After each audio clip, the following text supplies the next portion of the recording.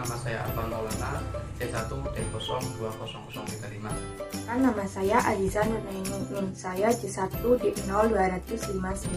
Perkenalkan, nama saya Vanindia Lutfi Oksaoi, NIM J1D0251.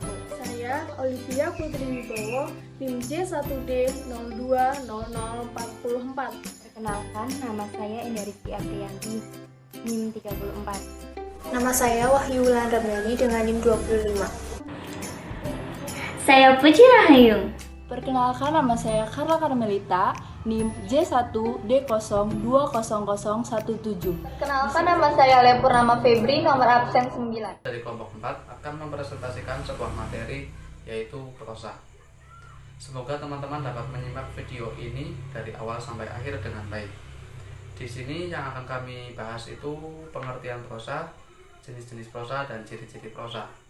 Mari kita langsung saja ke pembahasan pertama, pengertian prosa, yang akan disampaikan oleh saya sendiri. Prosa ialah sebuah karya sastra berupa tulisan bebas yang tidak terikat dengan berbagai aturan seperti irama, rima, diksi, dan lain sebagainya.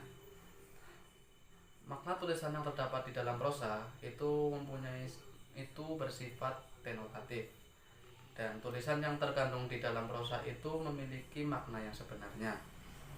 Walaupun terkadang terdapat kata kiasan dalam prosa, itu berfungsi untuk memperindah prosa tersebut.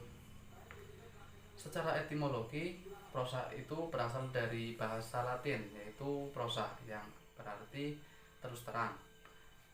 Dan sehingga pengertian prosa itu karya sastra yang digunakan untuk mendeskripsikan sebuah fakta.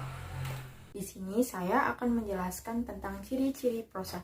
Ciri-ciri prosa terdiri dari bentuknya yang bebas, memiliki tema, mengalami perkembangan, terdapat urutan peristiwa, terdapat tokoh di dalamnya, memiliki latar, terdapat amanat, pengaruh bahasa asing, dan terdapat nama pengarangnya. Jenis A. Prosa lama. Prosa lama ialah jenis prosa yang belum dipengaruhi oleh kebudayaan luar atau asing, dan biasanya disajikan secara lisan. Berikut ini yang termasuk dalam prosa lama. Yang pertama ada hikayat. Hikayat bentuk prosa lama yang sifatnya fiktif, yakni banyak mengisahkan tentang kehidupan peri, dewi, pangeran, dan raja-raja yang mempunyai kekuatan gaib. Contohnya yaitu ada hikayat Hang Jebat dan hikayat Raja Bijak. Di sini saya akan menjelaskan mengenai jenis-jenis prosa lama. Yang pertama, hikayat. Yang kedua, sejarah atau tomboh. Sejarah atau tomboh merupakan bentuk prosa lama yang menceritakan sejarah yang sesuai dengan fakta, yang di dalamnya terdapat silsilah para raja. Contohnya, Sejarah Melayu oleh Tun Sri Lanang pada tahun 1612. Yang ketiga, kisah. Kisah merupakan bentuk prosa lama yang menceritakan tentang perjalanan, pengalaman, dan petualangan seseorang pada zaman dulu. Contoh, kisah Raja Abdullah menuju kota Mekah. Sekian dari saya, selanjutnya akan dijelaskan oleh teman saya. Terima kasih. Jenis prosa lama yang keempat yaitu dongeng. Dongeng, bentuk prosa lama yang banyak berisi cerita khayalan mengenai masyarakat pada zaman dulu.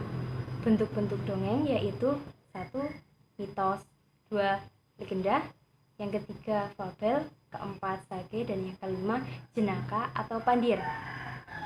Jenis prosa lama yang kelima yaitu cerita berbingkai. Cerita berbingkai, bentuk prosa lama yakni cerita yang di dalamnya terdapat cerita lain yang disampaikan oleh tokoh di dalamnya. Contoh cerita berbingkai yaitu 1001 Malam. Jenis prosa yang selanjutnya yaitu prosa baru. Prosa baru merupakan jenis prosa yang telah mengalami banyak perubahan karena adanya pengaruh kebudayaan barat.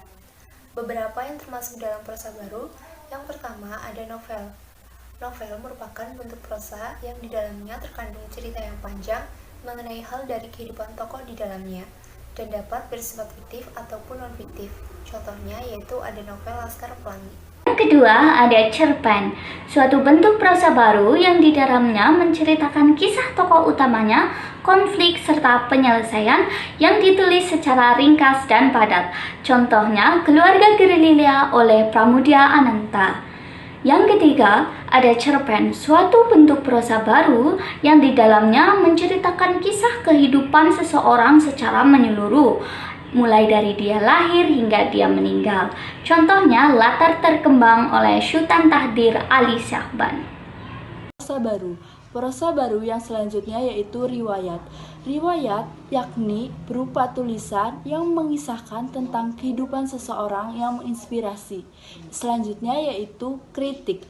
Kritik yaitu berupa tulisan yang di dalamnya berisikan alasan atau menilai hasil kerja orang lain. Resensi. Resensi ialah jenis prosa baru berupa tulisan yang berisi ringkasan atau ulasan suatu karya, seperti buku, film, seni, musik, dan lainnya.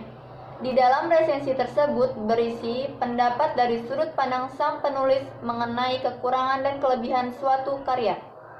Esai. Esai ialah suatu tulisan yang berisi opini serta sudut pandang pribadi, suatu hal yang menjadi topik utama di dalam tulisan tersebut.